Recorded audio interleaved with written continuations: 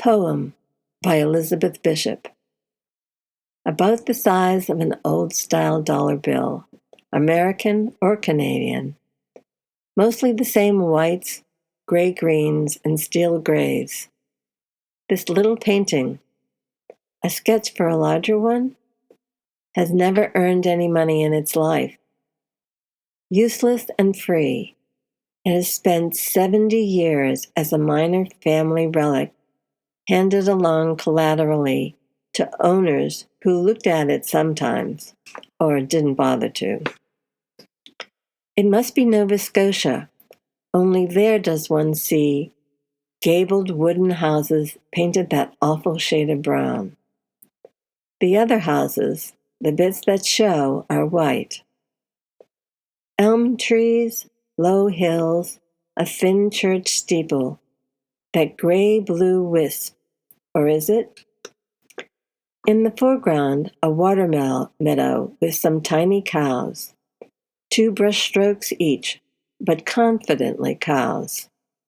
2 minuscule white geese in the blue water, back to back, feeding, and a slanting stick. Up closer, a wild iris, white and yellow, fresh squiggled from the tube.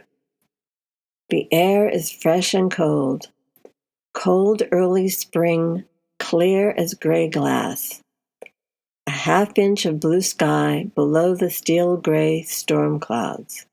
They were the artist's specialty. A speck-like bird is flying to the left. Or is it a fly speck looking like a bird? Heavens, I recognize the place. I know it. It's behind, I can almost remember the farmer's name. His barn backed on that meadow. There it is, titanium white, 1 dab. The hint of steeple filaments of brush hairs. Barely there. Must be the Presbyterian church. Would that be Miss Gillespie's house? Those particular geese and cows are naturally before my time.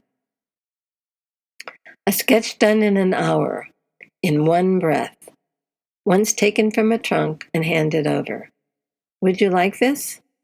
I'll probably never have room to hang these things again. Your Uncle George. No, mine. My Uncle George. He'd be your great-uncle. Left them all with Mother when he went back to England. You know he was quite famous, an R.A. I never knew him.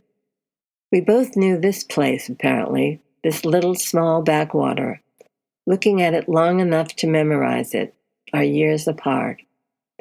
How strange, and it's still loved, or its memory is. It must have changed a lot. Our visions coincided. Visions is too serious a word. Our looks, 2 looks. Art copying from life and life itself. Life and the memory of it so compressed, they've turned into each other. Which is which? Life and the memory of it cramped dim on a piece of Bristol board. Dim, but how live, how touching in detail. The little that we get for free, the little of our earthly trust. Not much. About the size of our abidance, along with theirs.